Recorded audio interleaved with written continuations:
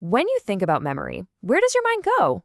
I'm guessing it's, well, your mind, right? Your brain, this incredible, complex thing inside our heads that holds everything. All our experiences, our knowledge, our whole sense of self. It feels like it's the one and only keeper of our past. But what if that's just a tiny, tiny piece of the puzzle? Seriously, what if I told you that a single strand of your hair is basically a chemical logbook, a detailed record of your diet, your stress levels, even things you've consumed over the last few months? And get this is not science fiction. It's a real-world example that totally flips our whole idea of where memories are stored. So to really appreciate this much bigger picture of memory, we've got to start with the classic model, the one we've all kind of grown up with. It's the foundation we're about to build on, and then we're going to look way, way beyond it. In psychology, they call this the modal model. It's pretty straightforward. Information comes in through your senses, hangs out for a bit in your short-term memory, and then, if it's important enough, it gets filed away for the long haul. It's a nice, tidy little flowchart that happens entirely inside the brain, and it's a great start, for sure, but it is nowhere near the whole story. Think of it like this. The modal model is like a map of your city that only shows the major highways. It's useful for getting around, sure, but it completely misses all the cool side streets, the little parks, the hidden gems that really make the city what it is. So let's start exploring that missing territory. And that brings us to our first big idea, the difference between what's in our heads and what's in our hands. Our internal memory, the brain stuff, is lightning fast, it's creative, it's emotional. You know that warm, fuzzy feeling when you remember a first date? That's internal memory. But it can be a little blurry on the details. On the other hand, the external memory on your phone is perfectly accurate. It can hold a ridiculous amount of data, like the exact date and time of that meeting you had last year. They both have totally different superpowers. Okay, and this is where things get really wild. The idea that memory isn't just in your brain or on your phone, but it's physically written all over your body. Your body is literally a walking, talking archive of your entire life. I mean, just look at your skin. It tells a story. That scar on your knee, that's a permanent memory of that time you fell off your bike as a kid. The calluses on a guitarist's fingers are a physical record of thousands of hours of practice. Even a sunburn is a short-term memory of a day at the beach, physically stored on your body for a week or so. And yeah, let's circle back to the hair thing. As your hair grows, it's trapping these little chemical markers from your bloodstream. Forensic scientists can actually take a tiny piece and build a timeline of your recent past. It's a chemical memory that's way more objective and durable than what you might remember on your own. It's incredible. And this physical memory goes way deeper than the surface. Your immune system has one of the most sophisticated memory systems in existence. When you get a vaccine, you're not just preventing a disease, you're actively teaching your body. You're creating this amazing army of memory cells that remember a specific bad guy and will recognize and just destroy it for years, maybe even a lifetime. And the record-keeping just keeps going.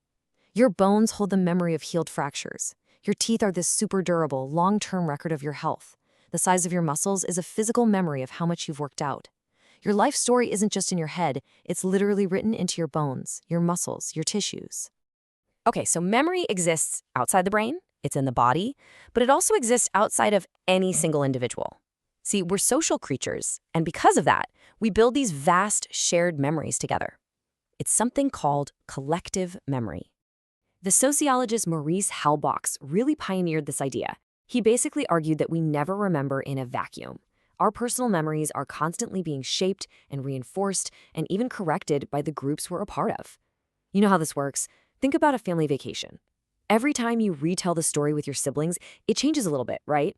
Details get added, others fade away, all based on that shared experience. And the technology we use to share these memories has evolved like crazy. For thousands of years, it was all oral tradition, stories passed down that amazingly could stay accurate for over 7,000 years. Then came writing, which let knowledge travel across space and time. The printing press blew the doors open for everyone. And now the internet has created a global, instantaneous collective memory. And this isn't some abstract historical thing.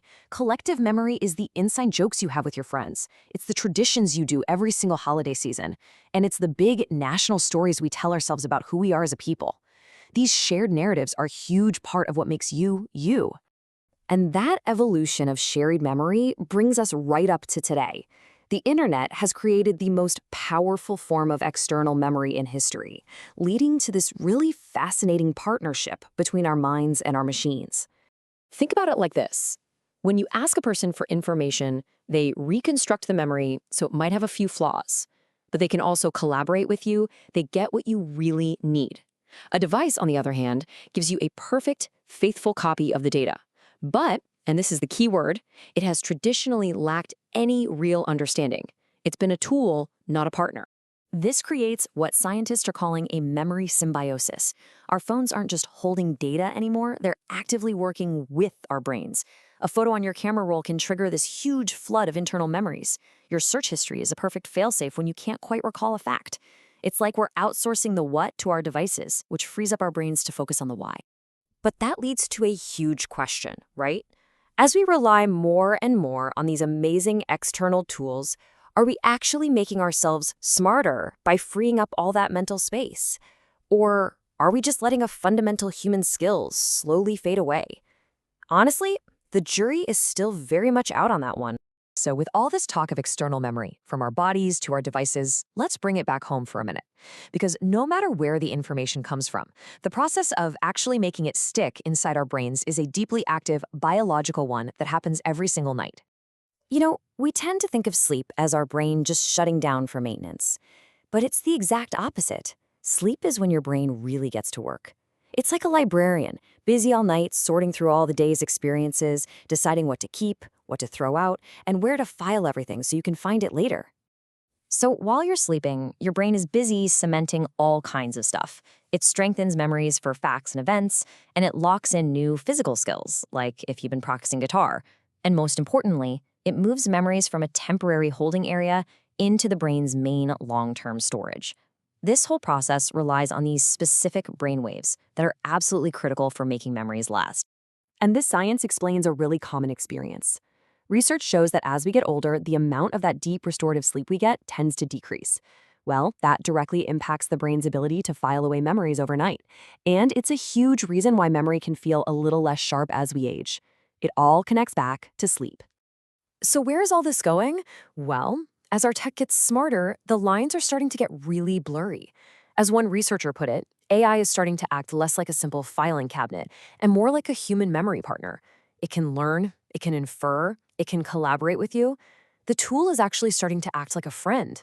Which leaves us with one last really provocative thought to chew on. If our memories are what make us who we are, what does it mean when those memories are increasingly stored not just in our brains, but in our bodies, in our communities, and in our devices? As the boundaries of memory keep expanding, maybe the boundaries of who we are expanding right along with them.